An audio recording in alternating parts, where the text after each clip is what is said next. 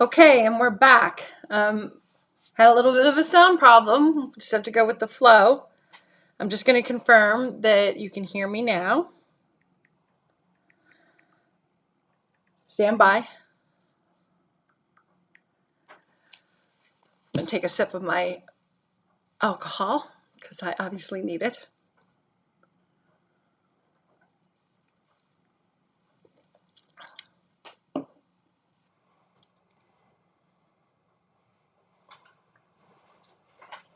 So we have some viewers that have tuned in. If you could be so kind as to comment and let me know if you can hear me. Terrific. Thank you very much. Okay, let's start from the top again. So tonight I am drinking a delicious white port. I'm not sure you can see that with the glare. Maybe back up a little bit. From Dow's. It's delicious. And I am drinking it in a glass that I have had for probably 25 years at least. I think I bought it in Constitution Hall at like a, I don't know, consignment thing. It's so good. Okay, so apologies for the sound problem. We're just going to take it from the top again. Welcome to Sips and Spotlights, our weekly Friday show. We are going to be shifting it to another time and another day of the week starting in May. But there's going to be a surprise in May where we're going to be doing something every day that first full week of May. I'm pretty sure that's when it is, where we're going to talk about all sorts of fun things having to do with travel. But tonight, I want to I'll just go quickly through the quick outline of what we're going to cover tonight. I'm going to talk to you again about flavors and fun because you still have a few more hours until probably tomorrow, maybe even Sunday morning. You could sign up. We like people sign up early so you can get the ingredients ahead of time so you can cook with us. But you can still sign up actually until Sunday morning. So I'm going to talk a little bit about that because I've got some new information to share about it. And so we'll talk about that first. Then we're going to talk about the national parks because the president of the United States, then we're going to talk about the vaccines and the vaccine passports and what's going on about the vaccines in the United States and around the world and how that's starting to evolve and what you need to know and what the obstacles are and just what the status is. So we're going to talk about that next. It's sort of logistics. Then we're going to talk about national parks because not only was yesterday Earth Day, but President Biden also nicely announced that the whole week was National Park Week. And he even got the Grand Canyon trending on Twitter, which was kind of a nice thing to have happen and to see, was asking everybody what their favorite national park was. So I actually have two recent blog posts that we did on the East Coast National Parks and the West Coast National Parks. So I'm going to kind of just highlight some of those so that you can, learn about some of the national parks that maybe you don't know about. And also just want you to know that you should be looking at my blog because I've got lots of great information there. And I thought about it before even Biden did. But it's a good week because it's Earth Week. So I understand why this is happening now. But we did this like 3 or 4 weeks ago. So we're going to go through that. And then I'm going to feature talk about two properties. I even have images to share with you of great places to go and see the national parks from. In the West, there's one in Wyoming and one in Utah. I actually almost came very close to getting somebody from from this line of hotels to come and join us tonight. It was kind of last minute. That was my fault. She is going to come at some point, but I'm still going to talk about them because they're great places to explore some of the beautiful sites out west in our national parks. And then for the National Poetry Month, I have something very special to share with you at the very end, so stay tuned to the very end. And we're going to be talking about a very, very famous poet who's not American, so is international, but then something very special that you can do tonight if I can entice you, which I think I will. All right, so let's first talk about flavors and fun of Ireland. So this is going to be different than the 3 that we did for Italy. And there's one main reason why. There's 2 reasons why. The first is that we actually hired an actual tour guide. So there's no chance of any even soft selling. You really are just going to come and hear some wonderful stories and just be guided as if you were there with great pictures. She's going to take us on Google Maps so we can see the landscape as we learn stories about ancient Ireland and how the archaeological finds came about in the late 1800s and the early 1900s, what they thought then, what they think now. We're going to hear some great stories about how different kings got their name. It's going to be wonderful. And the other difference is that I've previewed it. Monica's previewed it. We both watched it yesterday. And I mean, I knew this tour guide was good because I actually had done her guide on Dublin. And Monica had not. She trusts me, but she had not actually seen her. And her reaction was, wow. So I was glad she had that reaction. I thought she would because I thought this tour guide was pretty good as well. So we've totally previewed what the program is for the travel part, for the adventure part of the evening. And it's going to be probably the best we ever have had. And you have to come because it's going to be so good. And the soup is going to be really good. We know that. We know Monica teaches a good lesson. You will get a bonus recipe as well as you have before. But here's something else that's kind of cool that you may not know. We always want to leave that. I'm going to take that down. We always offer some wine recommendations. So you will get this as well. It's always a hard time figuring out where to point. And this is so fantastic. Monica came up with this. She did the research, so she's the one who found all this out. But if you know the book, there's a great book by Thomas Cahill called How the Irish Saved Civilization. It turns out they also saved the wine industry, and it has to do with some technology and also some immigrants who left Ireland and shared some of their knowledge with parts of France and parts of Europe. And you'll find all about that if you sign up. So this is the cover of it. I'm going to give you a quick preview of the second page. I don't want to leave it up too far because you have to sign up to find out all the stuff. And something about wild geese. So hope that's enough of a teaser to get you to sign up. So this is how you do it. You go to my website, premierwellnesstravel.com. You go to the top of the page. There's a banner, Flavors and Fun of Ireland. You click on that, and it'll take you to the landing page. It tells you all about the event, but you're already going to be in because you've listened to me this evening. So you just have to go and register. It's like a button almost at the top of the page. And you still have time to sign up. We really just ask people to sign up early so you can get the recipe and the ingredients ahead of time so you can prep for it. I haven't done that yet. I'm going to do that myself tomorrow. You don't have to cook with us. We had an attendee who attended all of the Italy ones, and he did them on Wednesday or Thursday night the week following. So you can still sign up, even on Sunday morning, even if you don't have time to go to the grocery store, and follow along as Monica teaches you how to make this delicious green spring soup. She's going to talk about the bonus recipe, I think, a little bit as well. Teach us how to make our own buttermilk. And you can learn about the wine, and then you can do it yourself later in the week. That's no problem. And then you sit back and enjoy the tour. That is going to be fantastic. So just wanted to give you another chance and highlight this wonderful thing that we're doing. So you can sign up really until Sunday at noon, I guess would be the latest. So we make sure we get you the Zoom information. The event starts at 4 p.m. Eastern time, and I hope to see you there. Okay, let's go on to the next subject. Let's talk about the vaccine passports. So there's a worldwide organization called the World Travel and Tourism Council. I'm not sure if it's Tourism and Travel Council or Travel and Tourism Council, but it's WTTC. And they took the lead very early on last summer to certify different destinations, hotels for following COVID standard, COVID protocols. And to the extent that these things can be standardized and consistent across the globe, literally across the globe, it will make it cheaper. It will make it easier. It will be considered more trustworthy and inspire confidence for travelers. So I hope that continues on the passport front. But right now, if you pardon my French, it's a little bit of a clusterfuck. Partly, especially too in the United States, because we also have 50 states and 5 territories that are all doing something different.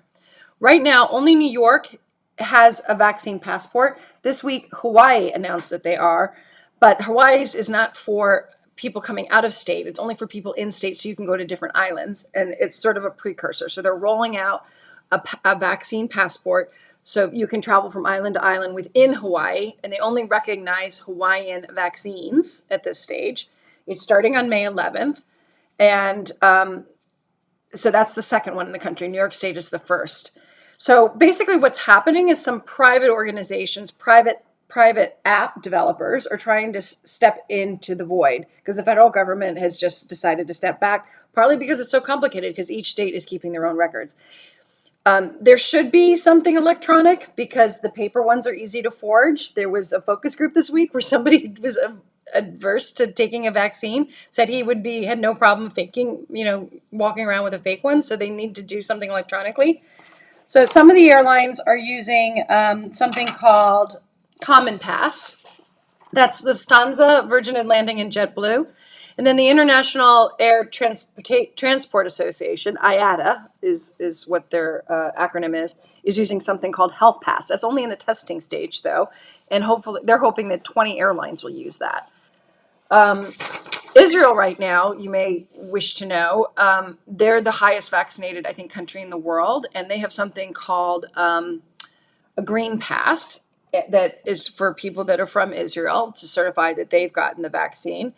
But even foreigners who travel to Israel will be required to take a blood test in order to verify that they've had the vaccine. So Israel is going to be very, very strict. The European Union has also announced they're going to do one. But they did that last month. They announced it, but it hasn't happened yet. Yeah, so it's going to be, and then there's libertarians who think, nobody should have to do this. But in Israel, you need to have a green pass to go into concerts and to do certain things. So we'll see how things develop here, but it's more complicated than maybe it needs to be. And again, there's some private organizations trying to step into the void. So we'll see how things develop. One other small bit of news is on Monday, the State Department announced that they were going to increase the do not travel list from 34 countries to something like 120. They're going to increase it 80%. And that was really because of I think two things. They were adopting more closely the CDC recommendations, but also because of rising rates in other parts of the world. It's an advisory. It doesn't mean you can't go. But again, it's still a quagmire. We may be able to go. We may not be able to land while you're there. You may have to be home by 5 o'clock. That's the case still in Greece. Greece is technically open to Americans, but they're under lockdown. So you can't do anything after 5 o'clock. You have to be in your hotel. So not quite yet. We're not quite there yet. Okay, so that's enough of the news. Let's talk now about the national parks. I just want to share with you a little bit about what President Biden said this week, because it was pretty exciting. So Biden, hang on, I had it right here. Biden basically announced that the entire week was going to be I can't find it. Hang on one second. He announced the entire week was going to be National Park Week, like I said at the beginning, and he got everything trending, which was pretty awesome on Twitter about people sharing what their favorite national parks were. Where is this? Hang on. I know where I can go. Yes, here we go. Sorry. Take a sip of your alcohol.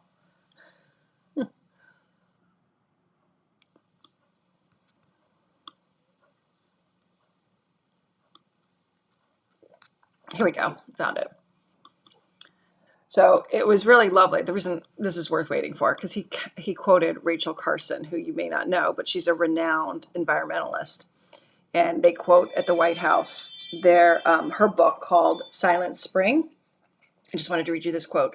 Those who contemplate the beauty of the earth find reserves of strength that will endure as long as life lasts. There's something healing in the repeated refrains of nature.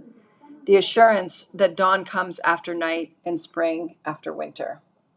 And then the White House statement continued, nowhere is the truth of her observation more evident than in America's national parks, which are irreplaceable treasures that amaze, inspire us, and fill us with pride, and belong to all of us in equal measure.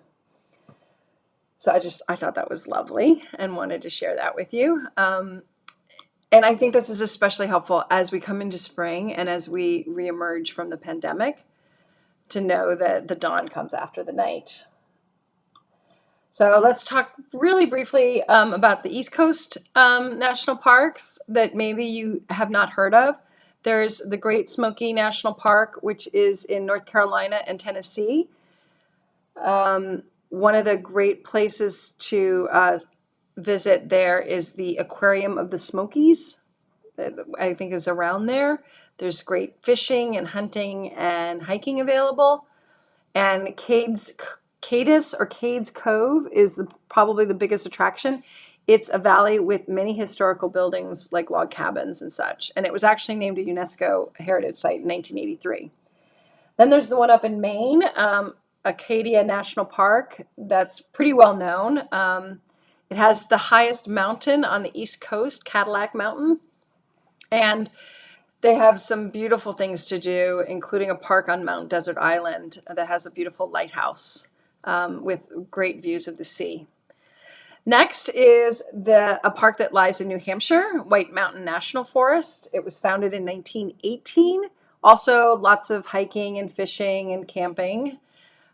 It's one of the most visited outdoor recreation sites east of the Mississippi because it's got great snow options there, things to do when there's snow on the ground, like skiing, snowboarding, snowmobiling, and snowshoeing. Next is the Green Mountain National Forest. That's in Vermont. I know that one well because my family had a home in Vermont for decades. That was established in 1932 because of overlogging and because of fires and flooding. So they decided they wanted to preserve it so it would be the Green Mountain State. They also have this sixth largest waterfall in Vermont is part of that park called Thundering Falls. There are some beautiful waterfalls in Vermont if you don't know that. I used to hike there all the time. Then there's Chickatee, where the horses are, which is in off the coast of Virginia, and a small portion is in Maryland. It's a very popular place for people from DC to go to. Legend has it that the ponies have descended from Spanish horses from a shipwreck that maybe happened off the coast, maybe on their way to Peru back in the 1500s. So that's kind of cool. Another one that's pretty well known is Shenandoah National Park, another place that people from DC often go to. Beautiful Skyline Drive along there into the Blue Ridge Mountains. They actually have an artist in residence program too, which you may not know about. And if you're an artist, you might want to check that out. And then finally on the East Coast, the one in Florida, the Everglades National Park. That was established in 1947 and has obviously a very delicate ecosystem. But you can do kayaking tours. They do airboat tours there. And apparently something called the 10,000 Island Cruise. So that's the East Coast. You can read all about them in depth at our blog at premierwellnesstravel.com. And then for the West Coast, just going to go through these very quickly. Olympic National Park, that is founded in 1938. It has 4 regions that include the Pacific coastline, so the Alpine areas, a drier forest, a west side temperature rainforest with an interconnected ecosystem, like glaciated mountains and foggy sea stacks. And that's why you'll never get bored visiting there. Mount Rainier National Park actually was founded in 1899. It has lots of great glaciers. Carbon Glacier is the largest by volume in the United States, and Emmons Glacier is the largest by area in the United States. So there's 25 in total there. So that's pretty cool. Crater Lake National Park. That's known for being the result of a volcano, an ancient volcano called Mount Mazama, which collapsed 7,700 years ago. founded in 1902, and it's in Oregon. Yosemite, which is in California. It's also an internationally recognized World Heritage Site. You may know of Ansel Adams' photos from there, which he did in the 1920s. It's a beautiful park. I was there in the 80s. Sequoia and Kings Canyon National Park. These are also in California, in Eastern California. There's lots of beautiful trees there, and it's open 24 hours a day, 365 days a year. Apparently, it's a great place to see the stars as well. Death Valley, 1933. Also very popular. Most people know about that. Just seeing if there's anything here to mention. There's a golf course. I didn't know there was a golf course. Okay, and Joshua Tree, which is near Palm Spring. Also founded in the 1930s. It's part of both in Colorado and the Mojave Desert. Okay, so that's, again, something you can go and check out. Oh, I didn't move to the West Coast when I went to the West Coast. So there, West Coast, done. Now, I want to talk about two properties. I've spoken about this line before. Yeah, I've never been to see Joshua Tree, Monica. Yeah, I need to get there.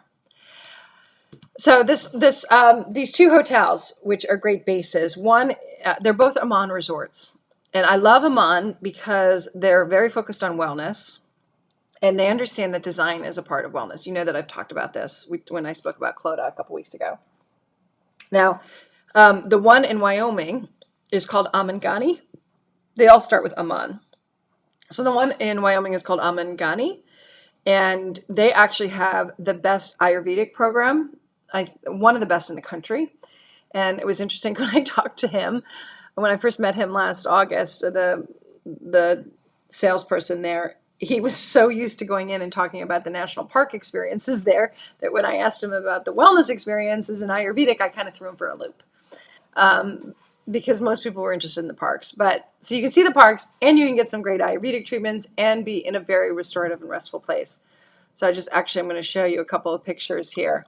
This is a winter picture. And while you're there, you can see the Grand Tetons and also visit Snake River Valley. And here's another photograph of the mountains behind the resort.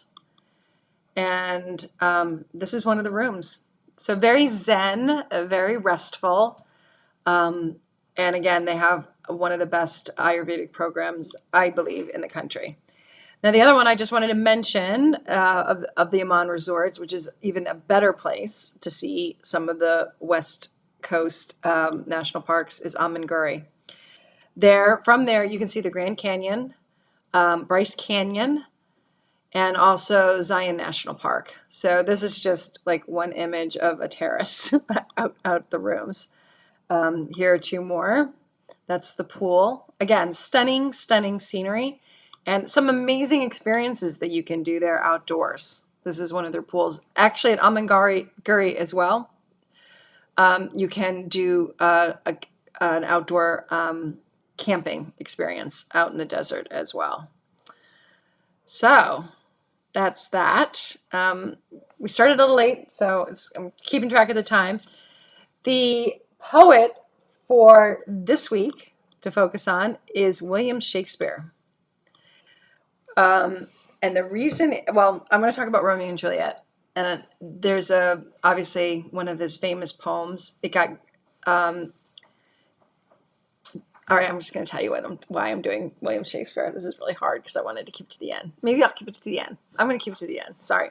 I'm going to read you an excerpt from one scene that is poetic, and it's a special, special scene to me because when I first studied this play in high school, a Jesuit priest took me aside and explained all the hidden meanings, all the sexual undertones of this speech when Romeo and Juliet first meet at the ball, at the party.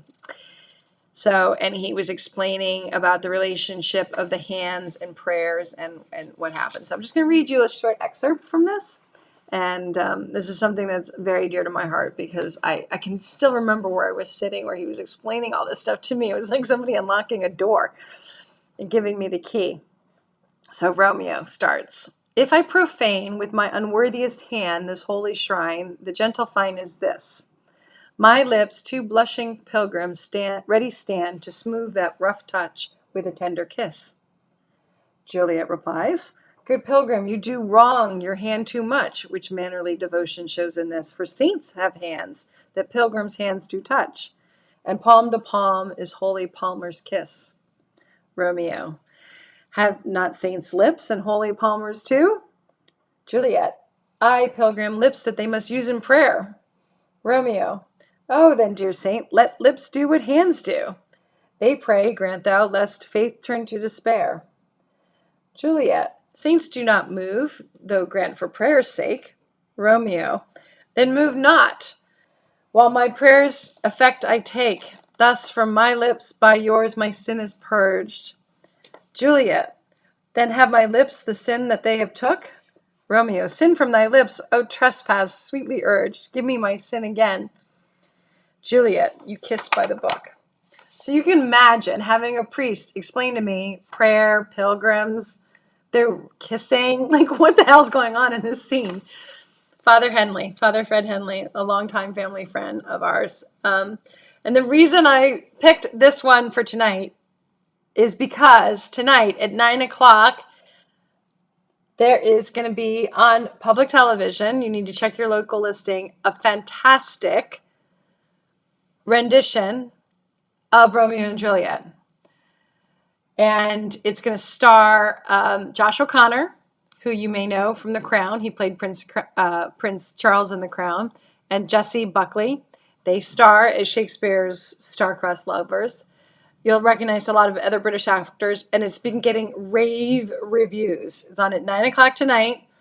And you'll recognize other British actors. This was originally supposed to be done in London, and they transferred it to film it, and it was actually directed by the artistic director of the Landsberg Shakespeare Theater here in DC. So it has a DC connection. It should be on. You should check your local listings because PBS is a little weird. They don't dictate the time. It's really localized. It's generally, though, on at 9 o'clock on Friday tonight. And again, I've been seeing rave reviews on it. Here's another image from the show. So pull out your Romeo and Juliet, maybe pour yourself a glass of wine or some port, and tune in to see Romeo and Juliet tonight and escape into Verona in Italy and enjoy this amazing performance. I saw a great review on the New York Times. I saw a great review on NPR. And one other place, I think ABC also had a great review. So, yeah, just wanted to share that with you. I want to see, does anybody have any questions? We've got a couple people watching. If you have any questions about the vaccine passport, about what countries, I can give you a little bit of a list of some countries that you could consider going to. Croatia's open, Greece, Morocco. What else? Iceland is open. I think there were 5 that I was going to talk about. Croatia, Iceland, Greece, Morocco. Can't remember the 5th. Yeah, that's it so far. So let me just check to see if there's any questions online. Nothing's popping up here. Just want to check in here. I apologize for the doorbell. I can turn off all my notifications on my computer, but I cannot stop somebody from knocking on my door, which I ignored. I don't think there's any questions. What vaccine passport is available? So, Tim, I don't know if you tuned in late, but basically it's going to be privatized. The only 2 states right now that are doing anything so far are New York and Hawaii. And Hawaii's is starting on May 11th, and it's only for inter-island travel. So they're starting with that. There are some private initiatives that are happening. Something called that 3 airlines are using: Lufthansa, JetBlue, and Virgin Atlantic, and they're using something called Common Pass to verify passengers' COVID test results, not vaccine, COVID test results. And then the International Air Transportation Association is testing something called Health Pass. so that you can upload your information there. But because it's state by state, it's a little bit, like I said earlier, of a clusterfuck in terms of how this is going to evolve. So basically, private organizations are trying to step into the void to sort of standardize things across the board so that there can be, obviously, it'll help with the economy and keep things simple. People won't be wasting money trying to figure all this stuff out if it's consistent across the board.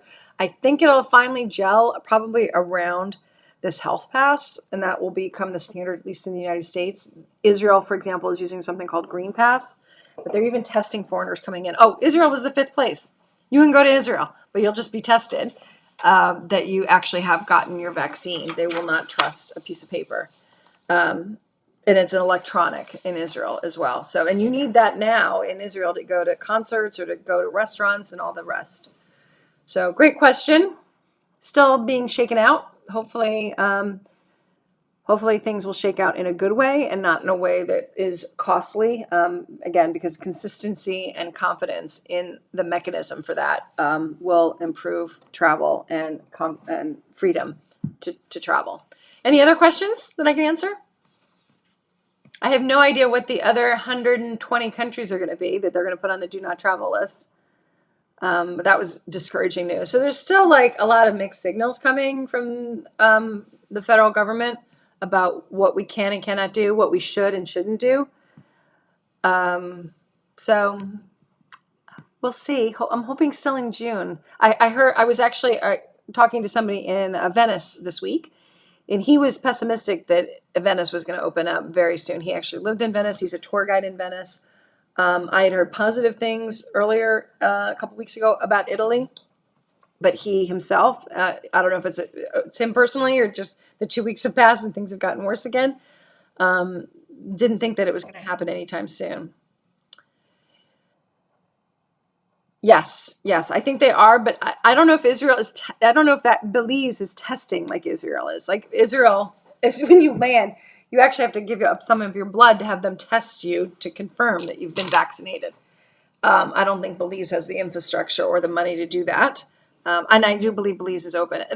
Some of the Caribbean islands are open, but it's definitely a patchwork trying to figure out both where you can go, what you need to go, what it's going to be like when you're there. Like you may not be able to leave your hotel to go to other hotels for dinner. But I do have a resource that's available to me where I can type in where you're leaving from, where your passport has been issued from, because that will be relevant, and where you want to go. And I can let you know then. So you just message me and I can get this information for you. You know, what you need ahead of time, what it's going to be like on the ground, what you need to come back. Even Americans now still need to have a negative COVID test within 3 days of coming back to the United States. Even if you're vaccinated, you still have to get tested. And depending on where you are, that could be, you know, if you're a family of 4 and it's $300 a pop, it may not be, but it could be.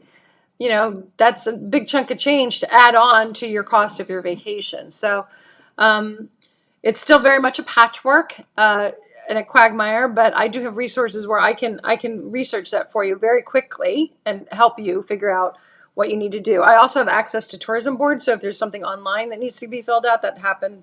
I know with another colleague of mine where she just called up the tourism board of where her client was going, and they walked them through filling out the online necessary paperwork, the online form for that. I think it was Hawaii actually. So, any other questions? Thank you for tuning in. Okay, well, we'll be back next week. Again, I hope you join us for our Flavors and Fun on Sunday. You still have time to sign up until probably at least noon on Sunday. If you don't want to cook the recipe, unless you can quickly dash out before 4 to get the ingredients, it's going to be absolutely fantastic. Our best yet, guaranteed. If you attend and you don't believe it was the best experience that you've had in terms of virtual travel, I even will give you your money back if you don't have a fantastic time. That's how sure I am about how good this is going to be. And I hope that you will be able to join us. And to do that, again, just go to the website. There's a banner at the top at premierwellnesstravel.com. You can just click through on the banner and it'll take you to the landing page where it has all the information about it and you can register. Okay, I think that's it, unless anybody else has any last minute questions.